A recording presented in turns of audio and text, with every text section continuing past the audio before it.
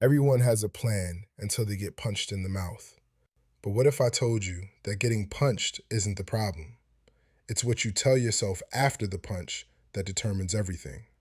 Today, we're diving into the art of the pivot, the power of your internal soundtrack, and why the stories you rehearse in your mind might be keeping you stuck. This is Walking Victory, and we're about to shift some mindsets.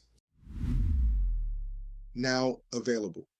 Awakening I Am, Internal Awareness in an AI Age audiobook, and our Victory Builders platform, which integrated system for founders who execute, is open, links in the description.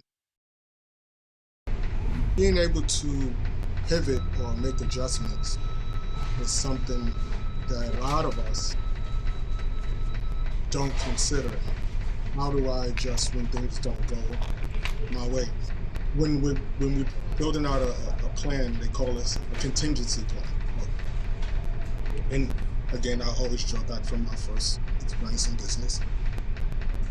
It wasn't until we had contingency planned in money in the budget that has served our customer. Because the customer doesn't want you to give them the price of, let's say, $10,000.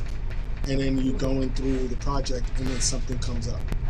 And now you have to go back and say, is it going to be an additional $5,000? So what we would do is say, okay, if all goes well, and it's 90 degrees, the sun is shining, the weather is perfect, then it'll be $10,000.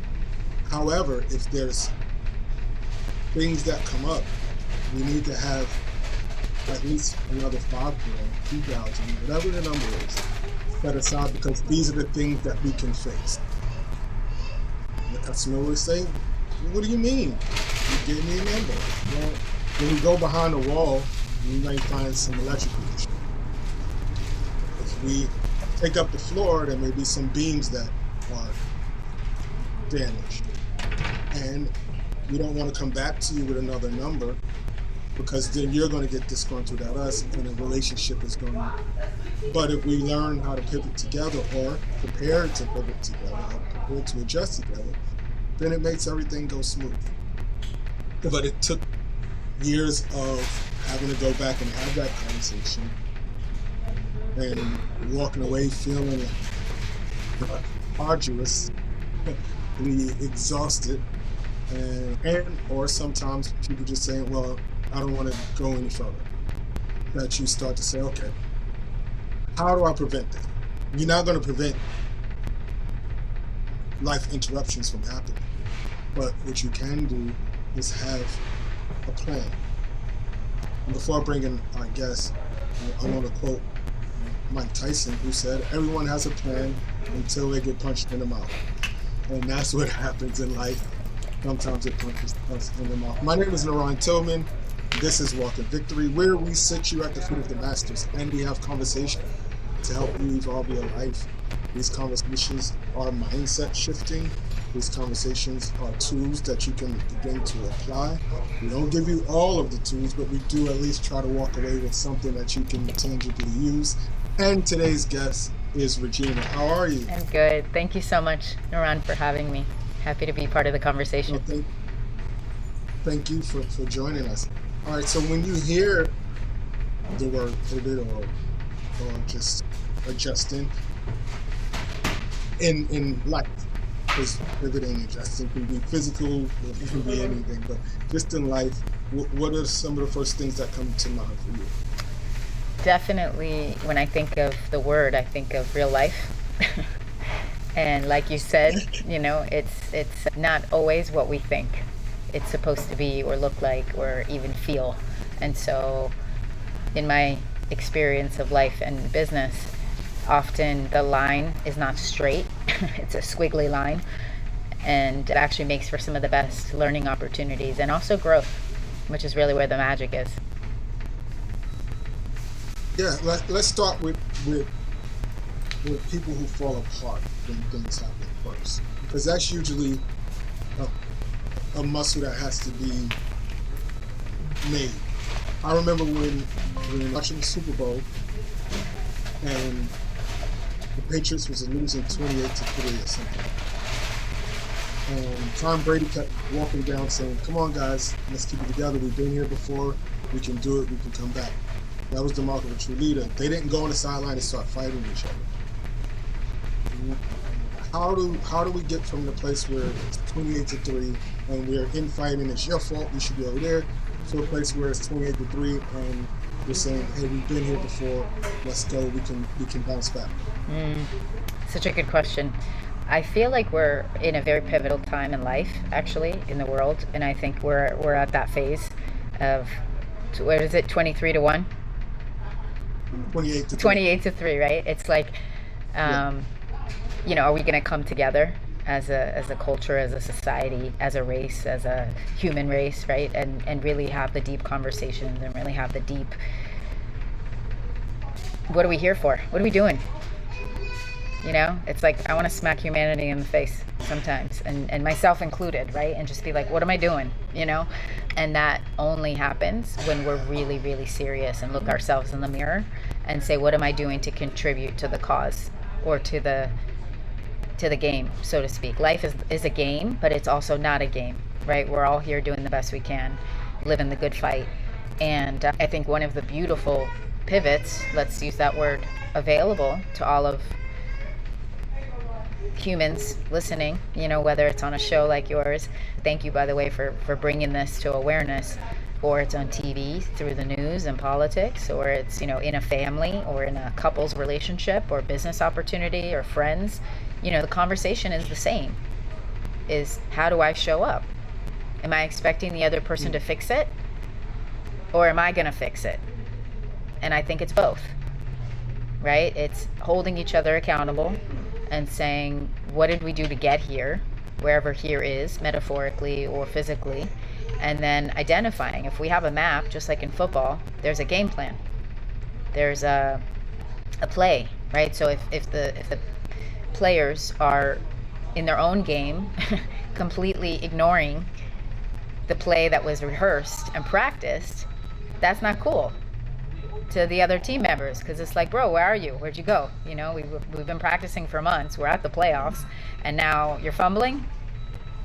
You know, and so we all are human. We all have a right to have a bad day, but a bad day is not a bad life. It's not, I'm going to make excuses for being irresponsible or messy or just negligent consistently because I don't have this, whether I don't have the skills or I don't care, right? There's a big distinction there. So I think that's what makes your platform and when I was preparing for today, one of the things that I really appreciate is about, like you said, mindset, right? And like, who are we being? Are we adding value to the conversations and to our lives and each other's lives, or are we taking? And to me, that's the difference, is when I can come with an open heart and an open, you know, in one of the business worlds or business groups that I work in, it's a mentality it's called giver's gain. And it's all about being the contributor, so adding value to the other businesses that I work with or, you know, spend time with. And I think it's a very valuable way to see life. Is, am I giving or am I in the taker seat? And someone who's a taker will always feel like the world is out to get them and that they're expected something. It's like this, what do you call that? Entitlement mindset, right? And that serves nobody. It's like, it's selfish, it's arrogant, and it's like, yeah, we get to be here, we get to enjoy the great blessings of life, which includes other people. So I think it's really important. You know, it's funny that, like, on the total opposite, we have the self-loathing mindset, where as soon as something falls apart, like, oh, I knew it was going to happen. The loser's mentality, that was what they call it. So you have like these two different mindsets on opposite ends of the spectrum. But you do something unique in that you help people find balance. Talk to me and our audience about your journey and how did you get to the place, because we all come with our own worldviews, but how did you get to the place where not only are you able to walk the walk, but you're able to impact others? Thank you. Yeah, I will absolutely be the first to say that my line has not been a straight one. It's been very squiggly and very pivoty, and I humble myself every day to this work. Work, I say, is really, it's a lifestyle and it's a daily choice. And there was many times in my life where I was not inner peace and I was not balanced and I was very taken over by my emotions and didn't know how to regulate my emotions. So I was very, like you said in the beginning of our conversation today, I was very overwhelmed, let's say, with life. And I found myself really struggling, not only to accomplish the goals that I wanted to accomplish, but actually I was overwhelmed with everything around me. And that involved people, that involved places, that involved things. I was overwhelmed with the amount of choices and really felt like there was a constriction inside of myself. I was conflicted with different parts of my, now what I understand as psyche. Why was I doing certain things a certain way, knowing that I've tried those ways before? And, there's a saying, if a person is doing something expecting different results, that's called insanity. Right? So I was in these circles of insanity where I was knowing, like, okay, if I do this behavior, it's going to give me this result. But I would keep doing it and not meaning to. And that's a form of what's commonly called self-sabotage. So I started really looking at myself and asking myself, okay, what are these shadow parts of me? What are the parts of me that hold me back? And I went into a very, I would call it really deep soul journey over the course of a few years, and found myself really looking back at the mirror of like, oh wow, these are ugly parts of me that I was not excited to get to meet.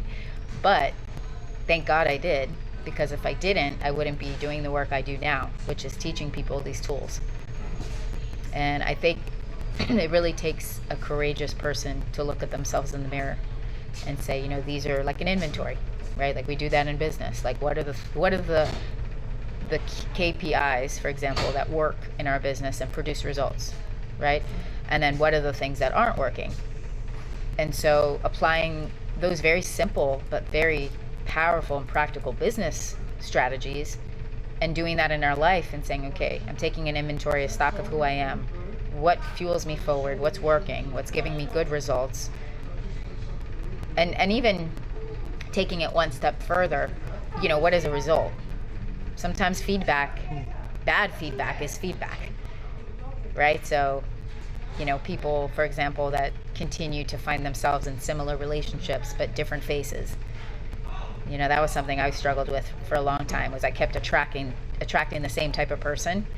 And then I was like, okay, what is the common denominator here? Oh, it's me. And it was like, okay, I get to take credit for that. And who am I attracting? And noticing like, oh, I'm probably full of those kind of characteristics too, right? If I'm attracting unavailable partners emotionally, I'm probably very unemotional as well in some respects.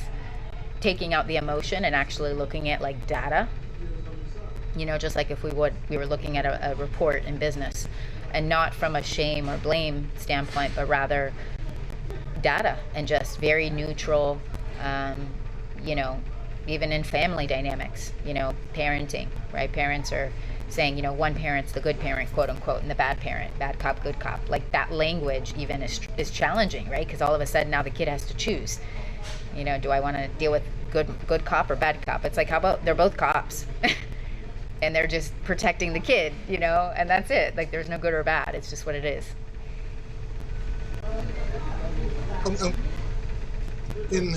They say that opposites attract. And I'm glad that you pointed out something. And when people talk about opposites attracting, it may be one member is more aggressive and the other one is more passive. One is boisterous and the other is quiet. But when we look at the mechanics and we get to know both individuals, they may have more similarities We just look at the opposites in personality.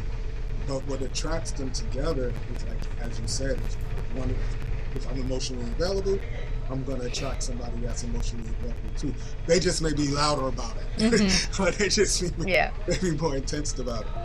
How do you help people to understand that they attract who they are in their ecosystem, and then to get them to break what you call those patterns, these loops that play in our head, these songs, these loops that just constantly play? I may not be good enough, I'm short, I don't have enough money. The soundtrack for whatever our lives are, and help them to create new pathways of thinking. I know I asked a lot, but you can breathe through the question. Yeah, I think it's a brilliant question, and it's a strong one. I think the key to that is people really taking a serious stance of, like, again, not to be cliche, but like, what do we want in our life, right? So I love how you said soundtrack, because that's a softer way of saying, what are the tapes? What are the stories, right? That I keep overplaying in my head. What are they are? Is she, too fat or too short or too much money or not enough money or whatever, like you said, right? I'm too something. Anytime it starts with too something or not enough, that's already a signal, right? So what I found in my own experience, and that's what really fueled me to start using these tools and teaching, was really, and it's hard to do if a person's not able to catch themselves, and this is where the power of, I found, therapy and coaching really supportive.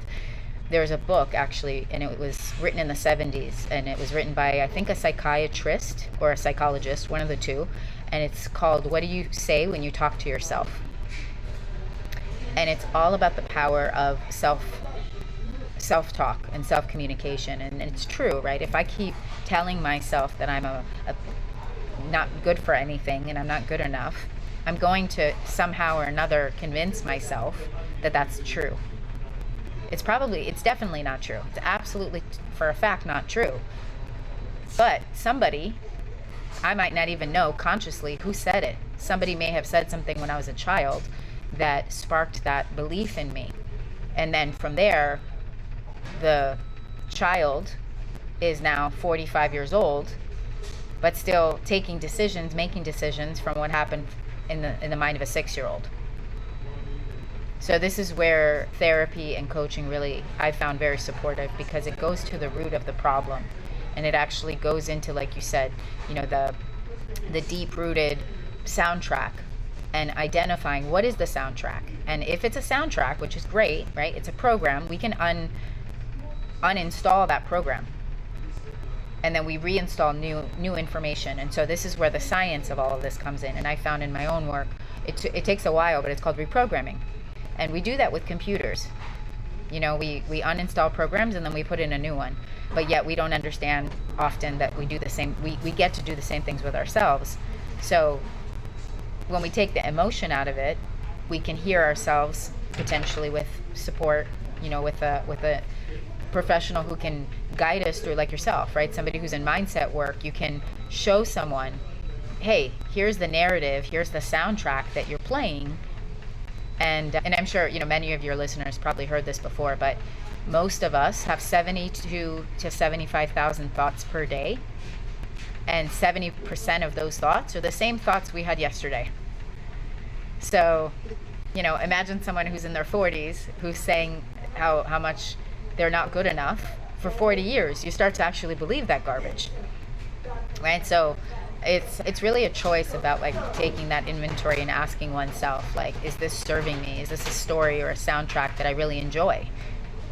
And I work a lot with the nervous system and helping people somatically with recalibrating their nervous systems as well. So it's a lot about the mind, and it's also about the body, and using those tools to help calibrate and balance out mind, body, and then the spirit, of course. So when we look at the mind-body connection, I work with seniors in movement, and one of the first things I tell them, and then start to reprogram, is we don't use the word I can't. So every time someone new come to class and we do something, it's a chair yoga class, but they do way more than that in the chair. yoga, and if someone says, I can't do that, everybody said, we don't say I can't. We don't say it, they say it now. I love that. And we have people who couldn't lift their arm past here, and now they can do this because of the micro movements. You said it takes time, and I use the word micro movements to help create new neural pathways. So if I can only lift here, embrace lifting here. Embrace lifting here. Don't say, I can't do it. I can't lift my arm. I can only lift here. Remove the I can't, and I can only lift my arm to here. And through micro movements, by doing the arm here, you start to train the body and let it remember how to restore arm movement. I can really show that in a physical body. I can point to a person. But when the pattern, the sound of my life, my whole life, wasn't something that becomes a story that I've rehearsed from information that I've processed from my parents, my relationships, and all these things, I can't get into a person's brain and say, okay, but you can move the needle a little bit every day. So how do now you help them look within to move that muscle just a little bit, and then celebrate that little movement instead of saying, I'll only move 1 inch, but celebrate the 1 inch. Yeah, I love that. And thank you, by the way, for that work you do, because it's such a good demonstration of how simple it is and how powerful, right? Like, seniors are such a great model for that. And you know, I give deep reverence to senior community because they're our ancestors, right? They've lived the life. And so what a beautiful opportunity to remind them and all of us we can. In fact, we get to, right? And so I think, you know, demonstrating is the first word that comes to my mind, but then the other one that's very powerful is compassion. And I think that's the big difference, is like when we can be cheerleaders for each other.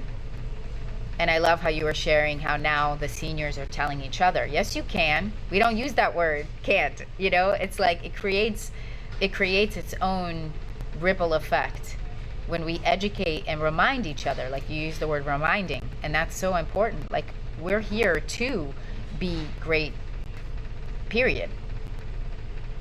And so anytime we're not great, whether it's an old story or a limiting belief or a limiting, even physical, right? Like, that 1% is the evidence that it's already working.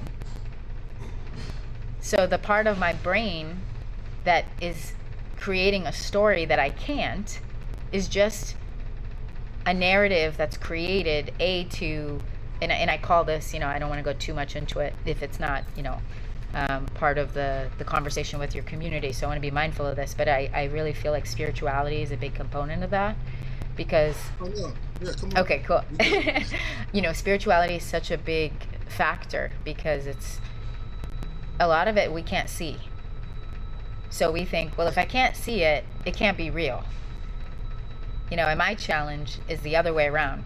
It's like, if I can feel it, it means it's here. You know, if I believe peace is available, if I believe that it's peace on earth and heaven is here, then how about I stop looking for reasons why it's not, and I actually allow my mind to start looking for evidence and confirming it's already here. Because, you know, my illusion is that we're perfect, whole, and complete. And anybody with 2 ears and eyes knows that right now there's a lot going on in the world that is, you know, whether it's smoke and mirrors or not, who knows? But the reality is there's a lot of good and there's a lot of not so good. So where do I want to focus? You know, do I want to focus on the things that keep me stuck and limited in old ways of being and old habits and old behaviors, maybe justify me not living my best life? Or do I want to focus and hang with the eagles and the people that are actually making miracles in the world, you know, and flying above all the nonsense? Because the reality is we get to choose. And, you know, that's why mindset to me is like, that's the golden formula. You know, is like where, and really it's even in the word mindset, right? If I'm set on being a dud and being a loser and focus on what's not working in my life, I'm, big surprise, I'm going to get more of what's not working, right? But if I pivot and I shift my focus to what's working well, where is that 1%? How can I have that 1% make it a 2%, and then a week from now it's a 7%, and wow, look, now my arm goes higher, right? Like what you're doing. So it's really being cheerleaders, being advocates for each other. And the word that comes up very strongly right now too is community. You know, it's having these kinds of conversations and reminding each other that we're all here for the same reason. We're all here to be love and light and to be loved. You know, and, you know, not to, I mean, I think this is also a component, right, is like we all come to this earth alone in our body, in this, I call it spaceship, vessel, right? And the ending, which happens for everybody, it's like not a thing to be afraid of. It's part of the experience. We came here on this adventure to life, to planet Earth. So two things are guaranteed. If I'm here, I'm gonna die. So who am I being in between all of that? You know, am I stuck in this narrative that life is so scary and it sucks and I'm never gonna amount to anything and I'm to this and I'm to that? Okay, that's an option. You know, sounds awful. I've been there. I know what it's like. It sucks. And, you know, using tools like what you're teaching and what we're talking about right now is more evidence that if we can create stories and narratives, soundtracks, if you will, that are not positive, we can do the same thing with the negative.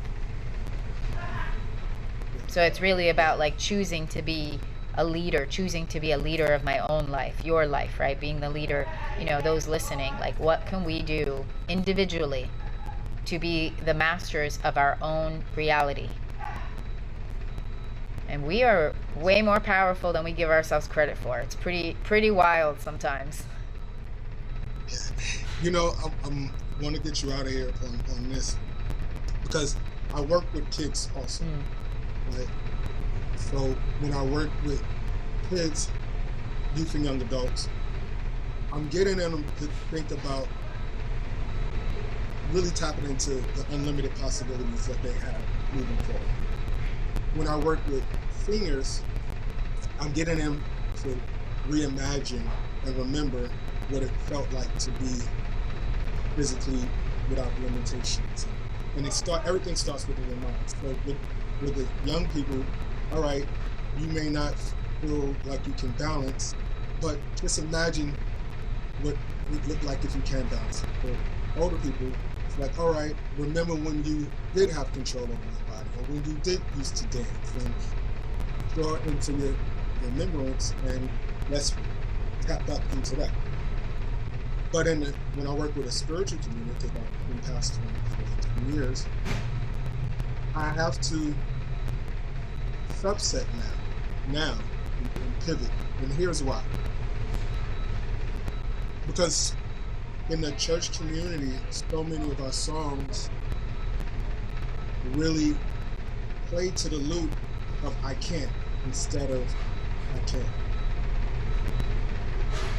There's songs that say, I'm desperate for you. Well, when we say I am desperate, the subconscious mind doesn't know that we're in church. So you walk away from a religious experience saying, I'm desperate, I'm thirsty, I'm hungry. Where in everything in scripture says, I shall not want. Right? I have everything I need. So we start to rehearse these loops. And I had to look at this from one thing from music. I'm like, why are all of our songs play into the negative soundtrack? Wow, that's so deep. Yeah. But it came from a real place of introspecting, listening with a different ear now, even looking at scripture through a different lens, understanding mindfulness, neuroscience, and all the things that I've been exposed to. And now I'm saying, oh man, so if I go on Sunday morning for 2 hours, I hear I need the Lord to come and rescue me, the subconscious mind is always going to put me in situations where I need to be rescued, or I'm thirsty, or I'm hungry. And now I have to go and unravel all of this in these communities and say, no, you're not desperate. You're not. What would you say to someone that came in and they had these experiences as a youth? We can do all communities. As a young person, the possibilities that's in front of you. As a senior, looking at remembering what I accomplished before, and then someone who may have these religious subsets that play into the loud noise of need. Yeah, that's deep. I think one of the reasons, and this is very,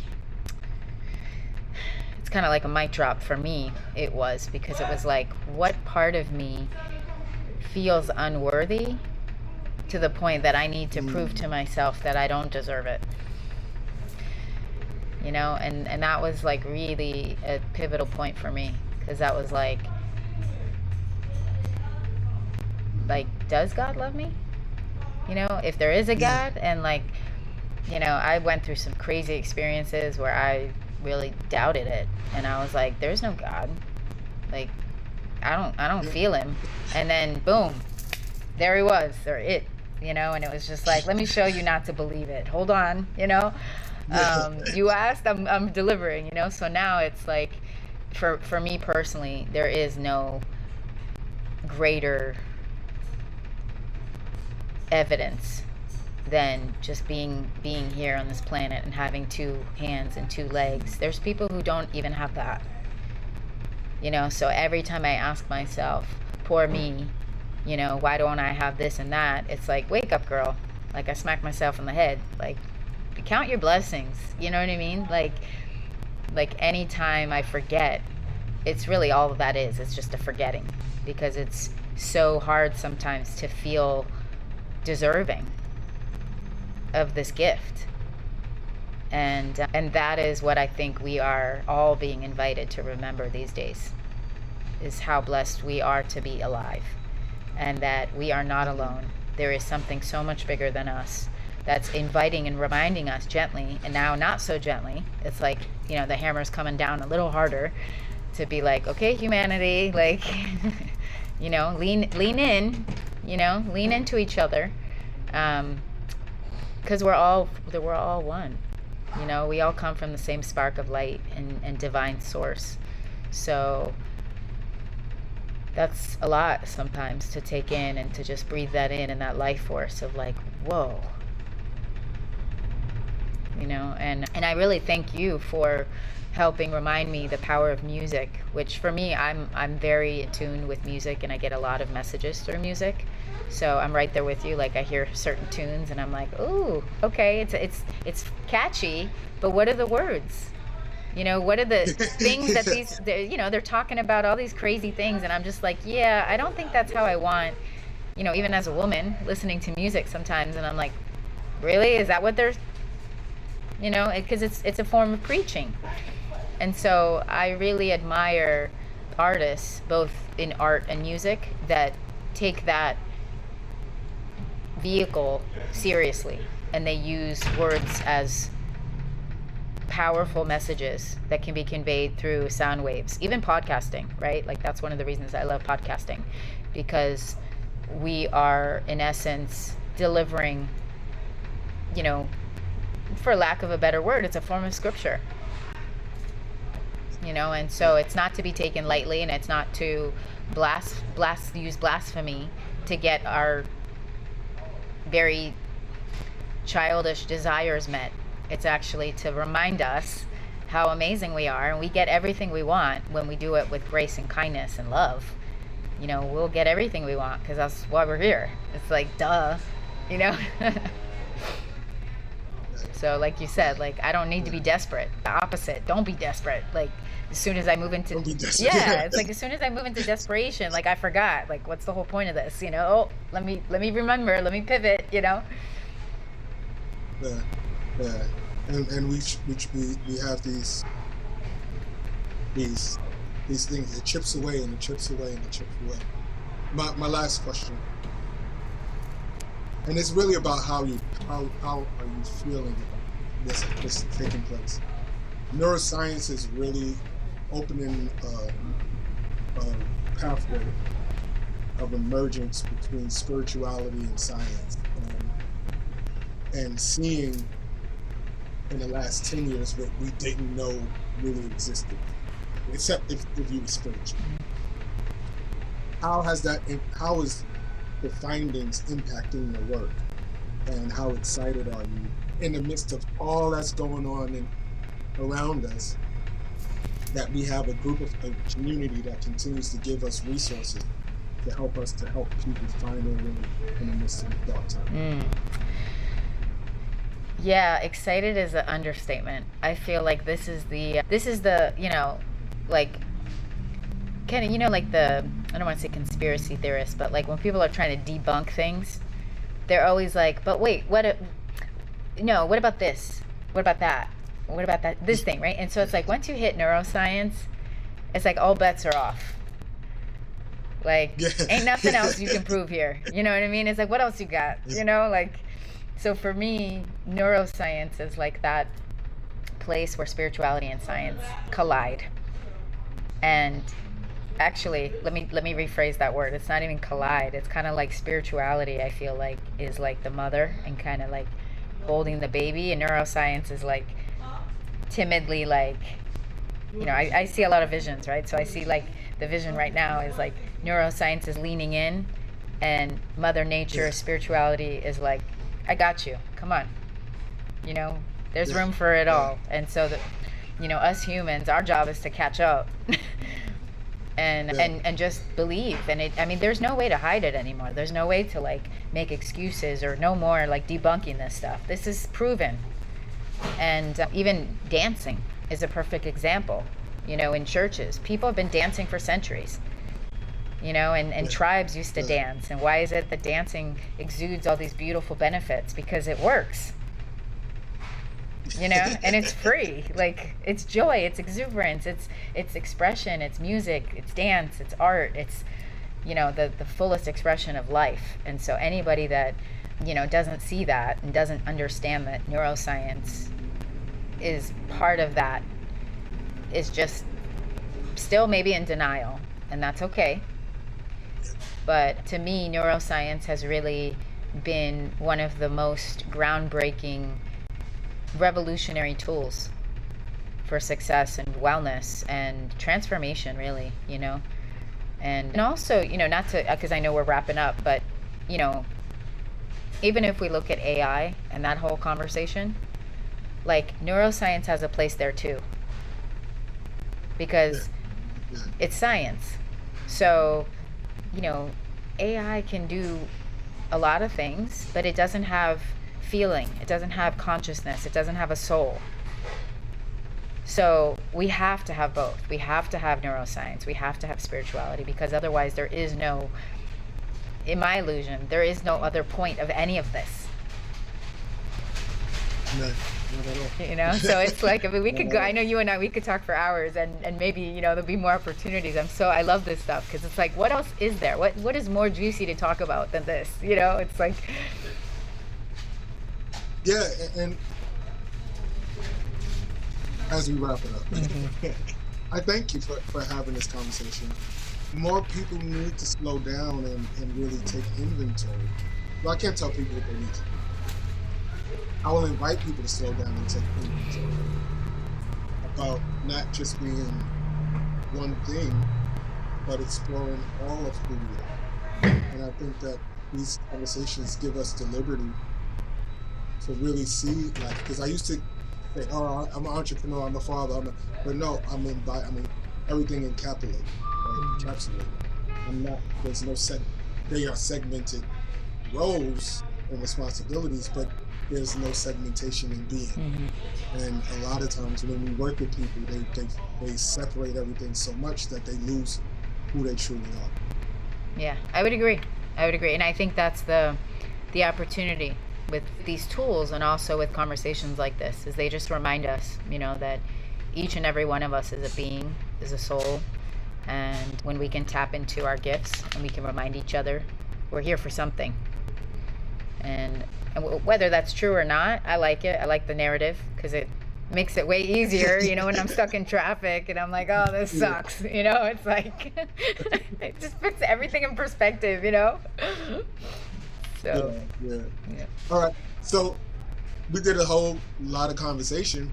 Tell our audience what it is that you're doing and why you're doing it. Thank you so much. So what I do is I'm a certified yoga instructor and also a coach. I do what's called psychosynthesis coaching, and I've worked with different modalities. I'm a speaker, an author, and a meditation teacher as well. And, really first and foremost, I'm a human being like everybody else, and I'm doing my journey here, and I feel like I've had a lot of checks, especially the last couple years, of what this human experience is about.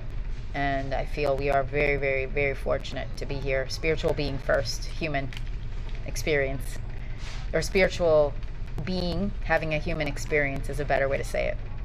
And so I love supporting people in clearing up the illusions in their mind and breaking down the distortions so they can really see the magic of who they are. And synthesizing the shadow with the light so that there is no more separation of the self. When the person is whole and complete and knows that their mind, their body, and their soul is one. And so that's what I do. Well, there you have it, everybody. I told you we sit you at the feet of the masters, and Miss Regena has given us a great conversation. All of her information is in the description. We don't ask you for those cash apps or any of those things, and for those that do, it's okay. But what we do ask is that you support our guests by following them on social media, being involved in their coaching and their ecosystem, just so that you can kind of reinforce the things that we discussed today. And also that you hit like, share, and subscribe. Your likes, your shares, your subscriptions help these conversations get into the ears of the people that need them most. Somebody needs to hear this story and reimagine their life. And you can be a part of helping us get that done. Finally, we don't want you to walk with your head down. Don't walk making excuses. But together, we walk in victory. And Regena is now a part of the Walk in Victory family. Enjoy the rest of your day. Peace.